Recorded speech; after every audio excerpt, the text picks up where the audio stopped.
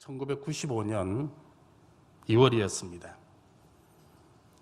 신학대학원에 입학하기 전에 헬라어 동계 강좌를 제가 듣고 있던 그 시기였습니다. 요즘이야 인터넷이다 DMB다 그래가지고 세상 돌아가는 것을 이렇게 실시간으로 보고 들을 수 있지만 잘 아시다시피 90년대 중반에는 그 모든 것들이 다 불가능했었습니다. 월요일 오후 이 사당동 캠퍼스에서 양재 캠퍼스로 가는 이 버스를 타는 순간부터 금요일 오후에 다시 사당동으로 돌아오기까지 일주일간 외부 세계와는 철저히 차단된 그러한 시절을 보냈습니다. 주중에 헬라어 강의를 하시는 목사님께서 2월 딱 이맘때쯤이었습니다.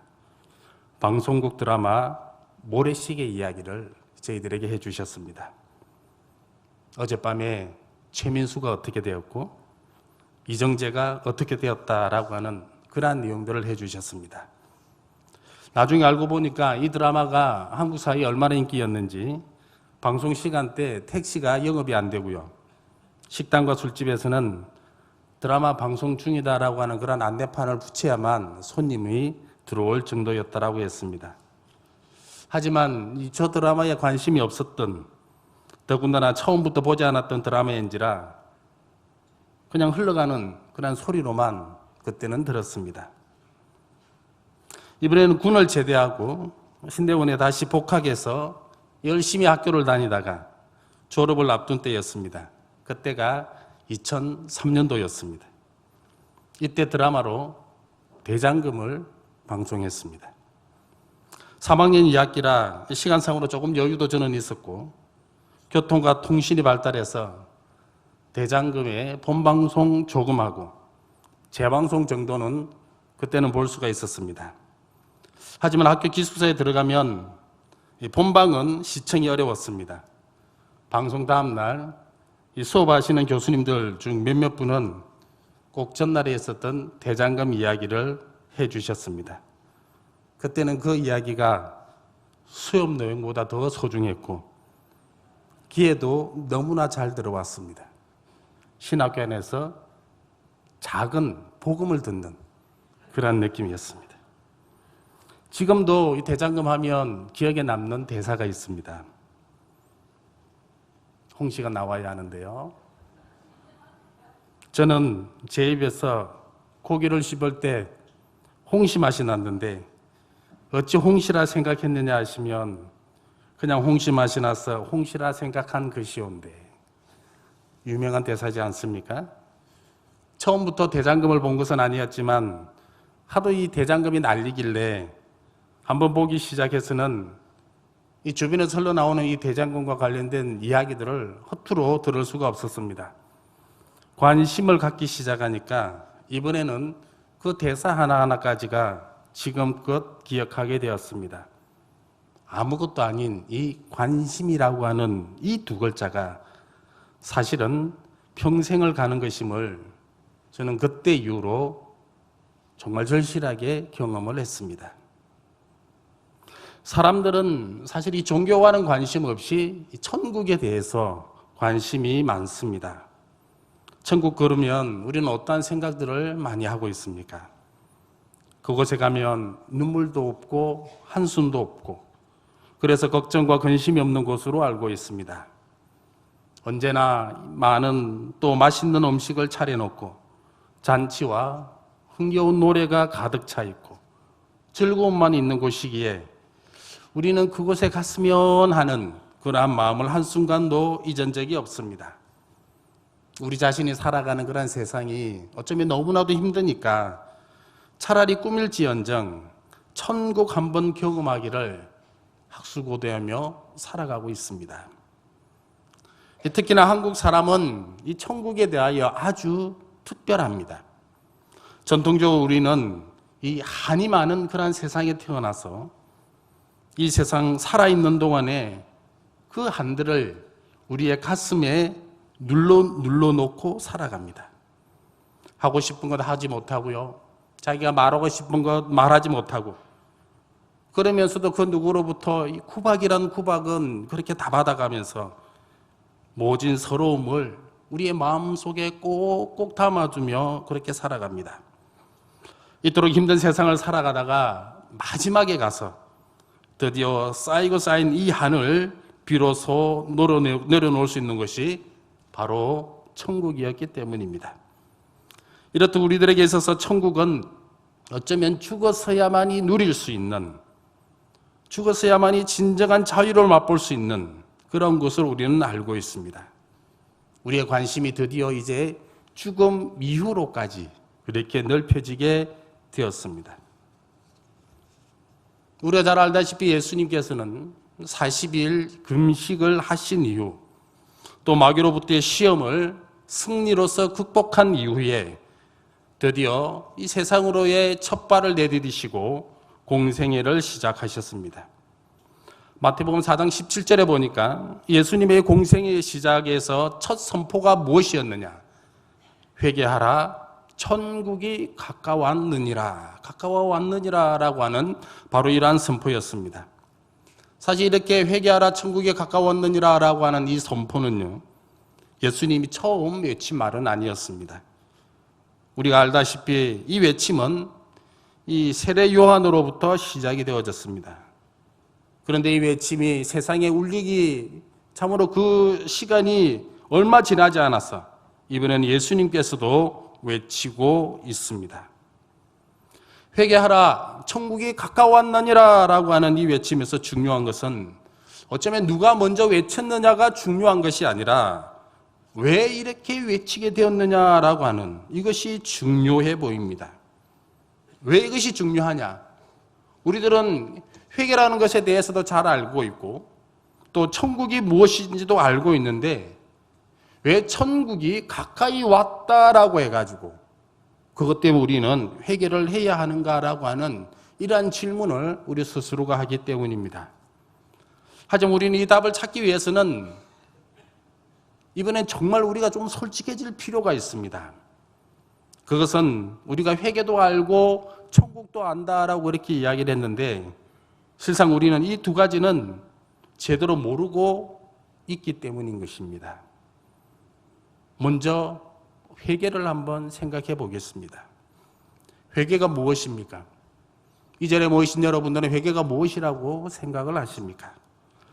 회개라는 것은 하나님의 은혜로 자신의 죄를 깨닫는 것이고요. 그 죄로부터 돌이키는 것을 말을 하고 있습니다. 따라서 회개는 죄를 포기하는 것이고요. 거룩한 생활을 가능케 하는 그 성령 하나님을 받아들이고 인정하는 것입니다. 결정적으로 회개는 죄를 미워하는 마음에 그 변화가 있어야 되고요. 죄에서 떠나는 그 생활의 변화까지도 우리들에게 분명하게 보여주어야만이 우리는 그것을 회개다라고 이야기를 할 수 있습니다. 이처럼 회개는 죄라는 것과 반드시 연결되어 있습니다. 그런데 여기서 죄라고 하는 것이 무엇이냐?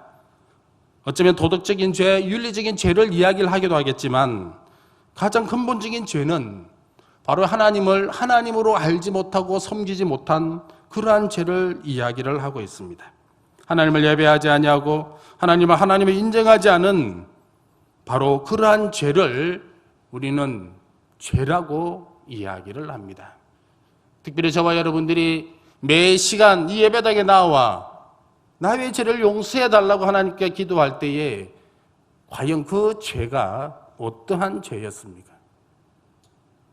분명한 것은 그때의 죄는요, 내가 하나님을 하나님으로 알지 못하고 하나님을 섬기지 못하고 하나님을 예배하지 못했던 어쩌면 그러한 죄에 관해서 우리가 먼저 그렇도록 외쳤던 것이 바로 이 죄였습니다.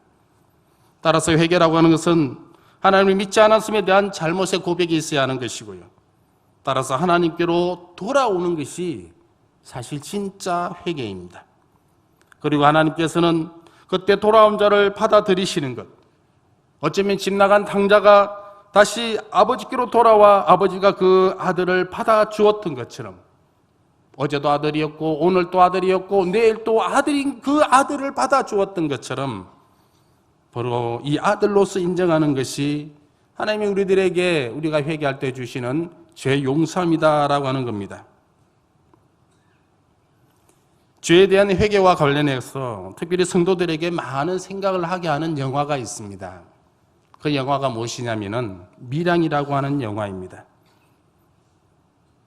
이 영화 속에 여자 주인공은 젊은 나이에 남편을 잃고 아들 하나만을 바라보며 살아가는 그런 아주 나약한 여인이었습니다. 그런데 이 여인의 주변에 있던 한 남자가 이 여인의 아들을 유괴해서 죽이고 말았습니다. 아들의 유괴와 죽음으로 인해 방황하던 이 여인은 결국 하나님을 믿게 되었고 급기야 아들을 죽인 범인을 용서하고자 교도소로 향했습니다. 하지만 범인을 만나는 순간 그는 그 자리에서 이성을 잃고 말았습니다. 어렵사리 발걸음을 옮긴 이 여인 앞에 범인이 먼저 말을 꺼냈습니다. 자기는 하나님께 회개함으로 당신의 아들을 죽인 죄를 용서받았다라고 먼저 이야기를 한 것입니다. 뿐만 아니라 구원까지 받았다고 이 여인 앞에 자랑하듯이 그렇게 이야기를 했습니다. 과연 이 말은 무엇을 뜻합니까? 내가 회개함으로 인해서 하나님으로부터 내가 이 저지른 이 살인이라고 하는 그런 죄에 관하여 이미 용서를 받았다라고 하는 것이고 내가 죽인 아들의 어머니인 당신의 용서는 나에게 있어서 더 이상 필요 없다라고 그렇게 이야기하는 것 아니겠습니까? 하지만 우리는 사실 이 장면에서 기독교에 대한 엄청난 왜곡과 오해를 우리는 발견하게 됩니다. 무엇이 죄이고 무엇이 회개인가에 대한 그 진리가 영화 가운데 왜곡되어 있기 때문입니다. 이 살인범은 다짜고짜 자신의 살인죄가 하나님께 용서받았다라고 말하는 것이 아니라 어쩌면 아들을 잃은 이 여인에 대한 죄스러움과 미안함이 어쩌면 먼저 마음에 있었어야 했습니다. 왜냐하면 이 살인범이 진짜로 하나님을 믿었다라고 한다면은 진짜로 하나님을 인하여 변화되었다라고 한다면은 그래서 그 하나님께 죄를 용서를 구했다면 그것은 먼저 하나님을 몰랐던 자신의 지난 삶에 대한 분명한 회개가 있어야 하는 것이고 이러한 회개를 통하여 죄의 용서함을 받았다라고 한다면은 하나님을 제대로 섬겨야 할 것이고 하나님을 제대로 섬기는 자였다라고 한다면은 자신의 살인 행위로 인해 마음 아파하고 있는 이 여인에게 자기는 죄가 없다고 그렇게 자랑스럽게 이야기를 하는 것이 아니라 그렇게 떳떳하게 이야기를 하는 것이 아니라 어쩌면 이 여인 앞에 가장 겸손한 자세로 서야 했기 때문입니다. 회개라고 하는 것은 이처럼 자신의 죄에 대하여 자기 스스로가 용서해 주는 것은 아닙니다. 그것은 어쩌면 하나님에 대한 자기 잘못의 인정이어야 하고 다음으로 용서 또한 하나님으로부터 와야 되는 것이기 때문입니다. 이렇게 회개하여 용서받는 자는 이제 그 회개에 걸맞는 어쩌면 삶의 열매를 맺으며 살아가야 하기 때문인 것입니다. 사랑하는 성도 여러분, 성도가 어떠한 사람인지 아십니까? 성도는 이처럼 회개한 자이고요. 성도는 이처럼 회개한 사람입니다. 회개가 있어야만이 성도가 되는 것입니다. 단순히 지난날에 있어서 부모님 말씀 안 듣고 친구와 싸우고 이웃집밭에 가서 이 호박서리한 것들에 대한 바로 이러한 것들에 대한 회개를 통하여 성도가 되는 것이 아니라 사실 이것도 분명히 있어야 되지만 이보다 더 중요한 것은 내가 하나님을 믿지 않았던 것들에 대한 내가 하나님의 말씀에 순종하지 않았던 것들에 대한 내가 하나님을 전적으로 신뢰하지 않은 것들에 대한 분명한 회개가 있어야 된다라고 하는 것입니다. 그리고 회개했다라고 한다면은 이제는 하나님만을 바라보는 하나님만을 의지하는 하나님만을 신뢰하는 그런 마음과 그런 행동 또한 분명히 우리 가운데에 드러나야 합니다. 진정 하나님을 나의 삶의 주인으로 모셔야 하는 것입니다. 입으로는 회개했다라고 이야기를 하고 입으로는 성도다라고 이야기를 하면서 하나님을 주인 삼은 나의 모습과 나의 행동과 나의 말이 없다라고 한다면은 성도는커녕 여전히 회개가 필요한 자임을 깨닫는 그러한 저와 여러분들이 되시기를 주님의 이름으로 축원드립니다.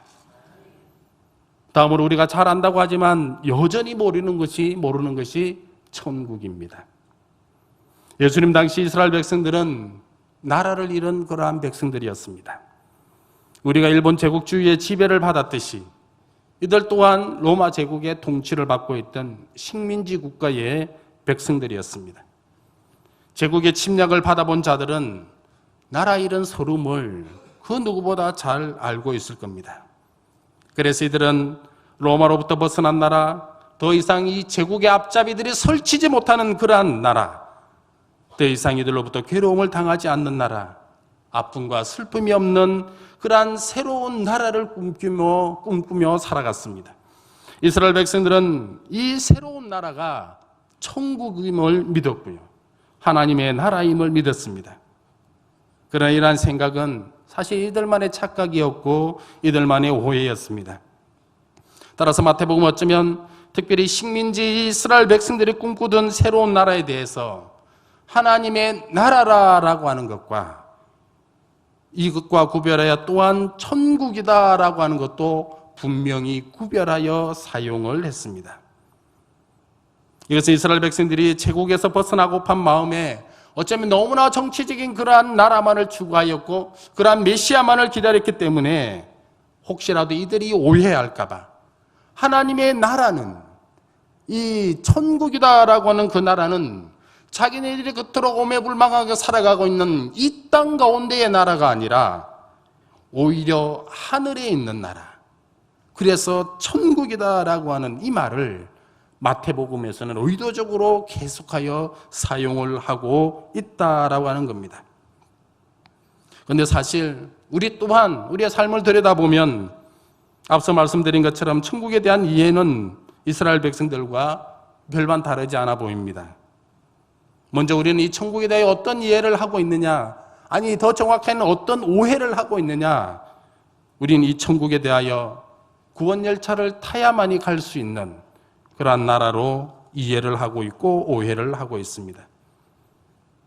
우리가 즐기게 불렀던 이 찬양 가운데서는 주님이 분명히 차장이 되심으로 차표가 필요 없다라고 이렇게 우리는 노래를 불렀지만 우리의 삶을 들여다보면 실상은 그렇지 못했습니다. 어떻게 해서든 그 천국 가는 차표를 구해야 했습니다. 그런데 차표를 사는 방법이 너무나 희한했습니다. 교회 내에 특정 인물을 섬겨야 했고 특정 교회를 섬겨야만이 했습니다. 경쟁하듯이 누구보다 그 많은 물질들을 이 교회에 바쳐야만 차표를 살 수 있다라고 우리는 그렇게 들어왔고 또 그렇게 살아왔습니다. 그 결과 한국 교회가 어떻게 되었습니까? 거대한 몸집의 교회는 우리들 주변에 많이 그렇게 생겨나게 되었지만 정작 구원열차를 타야 할 시점에 많은 이들이 교회를 떠나고 말았고 심지어 교회에 출석조차도 하지 않는 바로 그러한 현실을 우리들에게 잘 보여주고 있지 않습니까? 두 번째로 이 천국은 어쩌면 죽어야만 하는 곳으로 또 죽어야만 갈 수 있는 곳으로 우리는 여전히 이해하고 있다는 것입니다. 우리가 길을 가다 보면 자기의 종교를 전도하는 사람들을 많이 만나게 되어집니다. 특별히 이 전국의 기차역 앞에 가보면 대한민국의 종교란 종교는 다 경험할 수 있습니다. 그 중에서 특별히 개신교의 전도지를 받아보면 이 죽음과 관련해서 천국과 지옥이 있다라고 하는 것을 강조하고 있음을 우리는 발견합니다. 물론 죽음 이후에 천국이 있다, 지옥이 있다라고 강조하는 이건 틀린 것은 아닙니다. 하지만 우리가 천국을 이해할 때 좀 더 넓은 의미에서, 좀 더 깊은 의미에서 이해해 볼 필요는 반드시 있습니다. 우리가 천국을 이해할 때 이미 임했다라고 하는 의미와 아직 완성되지 않았다라고 하는 이 아직의 관점에서 우리는 천국을 이해해야 합니다. 천국이 이미 우리 곁에 왔다라고 그렇게 말을 하고 있습니다. 천국이 우리 곁에 온 이것이 가능한 이유는 하나님의 통치 속에 우리가 지금 살아가고 있고 생활하고 있기 때문입니다. 우리가 하나님을 믿고 하나님 말씀 속에서 움직이고 하나님을 예배하고 우리가 살아가고 있기 때문에 하나님의 나라는 지금 우리 곁에 와 있고 우리 앞에 와 있다라고 그렇게 말을 할 수가 있는 것입니다. 하지만 이미 천국을 살아가는 우리들의 삶의 이 모습들을 하나하나 들여다보면 우리의 삶이 그렇게 완벽하지 못합니다. 우리는 늘 갈등 속에서 살아가고 있고 때로는 유혹에 넘어진 채로 살아가기 때문입니다. 의와 불의와 죄와 정의가 혼재한 그러한 세상 속에서 우리는 살아가고 있습니다. 결과 우리는 의도하든 의도하지 않든 죄를 저지르며 살아가기도 합니다. 그래서 마지막 날에 예수님의 그 재림과 더불어서 심판을 통하여 하나님의 자녀들만이 들어갈 수가 있고 살아갈 수가 있는 그곳이 완성된 천국이다라고 우리는 이야기를 할 수가 있습니다. 천국이 죽어야만 가는 곳으로 오해를 하다 보니까 실제적인 문제가 우리들 가운데 이제 생기게 되었습니다. 그것은 살아있는 동안에 우리가 최선을 다하여 살아가고 있지 않다라고 하는 겁니다. 이것은 자신의 삶에 있어서 어쩌면 자신의 삶의 꿈을 이루기 위하여 최선을 다하지 않는다라고 하는 그런 의미가 아닙니다. 개인적인 목표 달성을 위하여 내가 원하는 그 자리에 나아가기 위하여 사실 우리는 얼마나 많은 땀과 얼마나 많은 노력을 기울이고 있는지 얼마나 많은 노력을 다하고 있는지 모릅니다. 하지만 우리는 정작 이러한 열심들 가운데서 하나님을 잊을 때가 너무나 많습니다. 하나님의 정의를 망각한 채에 우리는 살아가고 있다는 것입니다. 내 이웃을 돌아보고 내 이웃에 대한 관심을 쏟고 내 이웃에 대한 그러한 사랑들을 베풀기보다 이들을 죽여야만이 내가 살아남을 수 있는 아주 냉혹한 환경과 분위기 속에서 우리가 살아간다라고 하는 겁니다. 이것이 우리가 살아가고 있는 어쩌면 지금 현재의 냉철한 삶의 모습일 것입니다.